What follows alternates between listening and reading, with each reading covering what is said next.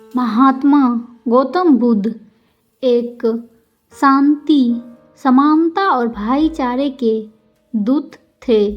उनका जन्म 6ठी शताब्दी ईसा पूर्व में नेपाल के तराई क्षेत्र लुम्बिनी में हुआ था। उनका असली नाम सिद्धार्थ गौतम था। वह कपिलवस्तु के शाही परिवार से थे। उनके पिता सुधोधन राजा थे। गौतम की माँ माया देवी की उनके जन्म के तुरंत बाद मृत्यु हो गई। वह व्यापक दिमाग वाला एक विचारशील बच्चा था। वह बहुत अनुशासित थे और अधिक ज्ञान को समझने और इकट्ठा करने के लिए समसामयिक अवधारणाओं पर सवाल उठाना पसंद करते थे। वह अपना जीवन अध्यात्म और ध्यान को समर्पित करना चाहते थे। यही बात उनके पिता को पसंद नहीं थी। वह आध्यात्मिकता पाने के लिए अपने पिता की इच्छा के खिलाफ थे। उनके पिता बहुत चिंतित थे कि किसी दिन गौतम बुद्ध अपनी इच्छाओं को पूरा करने के लिए अपने परिवार को छोड़ देंगे। इसके लिए सुधोधन ने हमेशा अपने बेटे को आसपास की कठोरता से बचाया। उन्होंने कभी अपने बेटे को महल से बाहर नहीं जाने दिया। जब गौतम बुद्ध 18 वर्ष के हो गए तो उनका विवाह एक सुंदर सी राजकुमारी यशोधरा से हुआ। उनका एक बेटा हुआ जिसका नाम राहुल था। यद्यपि सिद्धार्थ का परिवार पूर्ण और सुखी था, फिर भी उन्हें शांति नहीं मिली। उन्होंने शांति की खोज में हमेशा परेशान रहते थे। उनका मन हमेशा दीवारों से परे सच्चाई को खोजने के लिए उत्साहित रहता था। बौद्ध पांडुलिपियों के अनुसार जब सिद्धार्थ ने एक बूढ़े व्यक्ति, एक बीमार व्यक्ति और एक शव को देखा तो उन्हें एहसास हुआ कि दुनिया में कुछ भी अस्थायी नहीं है। उसके द्वारा भोगे गए सुख अस्थायी थे। एक दिन उसे उन्हें पीछे छोड़ना पड़ा। इस एहसास से उनका मन चौंक उठा। उन्होंने अपना परिवार, राजपाट और राज्य छोड़ दिया। बिना किसी उद्देश्य के जंगलों और स्थानों में घूमने लगे। वह केवल जीवन का वास्तविक सत्य और उद्देश्य खोजना चाहते थे। अपनी यात्रा में उनकी मुलाकात कई विद्वानों और संतों से हुई, लेकिन उनकी सत्य की प्यास अभी भी नहीं बुझ सका। फिर उन्होंने कष्ट सहने के उद्देश्य से ध्यान करना शुरू कर दिया। फिर 6 साल बाद एक बरगद के पेड़ के नीचे बैठकर सत्य का एहसास हुआ, जो कि यह बिहार के बोध गया में था। महात्मा बुद्ध अब 35 वर्ष के हो गए थे और प्रबुद्ध भी हो गए थे। उनकी बुद्धि की कोई सीमा नहीं थी। उस पेड़ का नाम था बोधि वृक्ष। वह अपने नए पाए गए ज्ञान से बहुत खुश थे और संतुष्ट थे।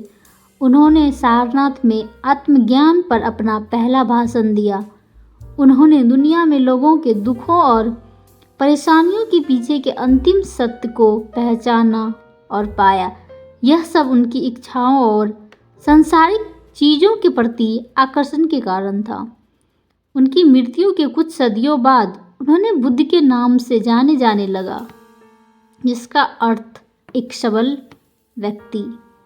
बुद्ध की सभी शिक्षाएं, ज्ञान, मौखिक परंपराओं के माध्यम से समुदाय तक पहुंचाई गई। उन्होंने अपने इच्छाओं पर विजय पाने और पूर्ण नियंत्रण प्राप्त करने के लिए अष्टांगिक मार्ग का उल्लेख किया। 3 रास्तों में उन्हें बताया गया। पहला कि कोई व्यक्ति शरीर नियंत्रण कैसे प्राप्त कर सकता है। अगले 2 हफ्तों में उन्होंने पूर्ण मानसिक नियंत्रण कैसे प्राप्त किया जाए वो सिखाया। लोगों को उच्चतम स्तर की बुद्धि प्राप्त करने में मदद करने के लिए 2 मार्गों का वर्णन बताया। मार्गों को समकालिक रूप से समझ ही सही विचार, सही भाषण, सही कार्य, सही आजीविका, सही प्रयास, सही रास्ता एकाग्रता में किया गया। गौतम बुद्ध ने अपने जीवन में बहुत सारे आध्यात्मिक कार्य किए थे और बहुत कुछ सहते हुए अपना जीवन व्यतीत किया। उनकी प्रत्येक पीड़ा और प्रत्येक मुक्ति शिक्षाओं में बदल गई, जो कि है मुक्ति पाना। आत्मा का अंतिम उद्देश्य मुक्त पाना है। दूसरा, जीवन का कार्य सत्य। मोक्ष के लिए अपने आप को जीवन के चारों ओर सत्यों के बारे में जानना होगा। दुख कोई मजाक नहीं है। प्रत्येक कष्ट आपको एक नए अनुभव की ओर ले जाता है। ऐसे महान अष्टांगिक मार्ग है जिनका आपको अनुसरण करने की आवश्यकता है। मृत्यु अंतिम है। जिसने जन्म लिया वह निश्चित रूप से मरेगा और जीवन में सब कुछ अभेद्य है। आपके पास कुछ भी ऐसा नहीं है जो अस्थायी होगा। इसलिए दूसरों को खुश करने के बजाय मोक्ष पर ध्यान दें। उनका अंतिम लक्ष्य, जो निर्वाण के रूप में कहा गया है, अभी भी उपदेश अर्थ पाते हैं, हमारे दुखों से संबंधित हो सकते हैं। उनकी शिक्षाओं के अनुसार सोचने, कार्य करने, रहने, ध्यान केंद्रित करने का सही तरीका सही स्थिति का कारण बन सकता है। उन्होंने कभी भी किसी को ऐसी स्थिति प्राप्त करने के लिए बलिदान देने या पूर्ण प्रार्थना करने के लिए नहीं कहा। ऐसी सचेतन अवस्था प्राप्त करने का यह कोई तरीका नहीं है। महात्मा बुद्ध की शिक्षाएं दार्शनिक विचार है जिनका कोई भी अनुसरण कर सकता है। निर्वाण प्राप्त करने के लिए और सत्य जानने के लिए गौतम बुद्ध उनका नया नाम था। उन्हें यकीन था कि कोई भी धर्म निर्माण की ओर नहीं ले जा सकता।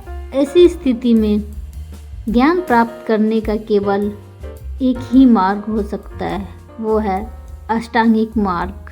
Thank you so much.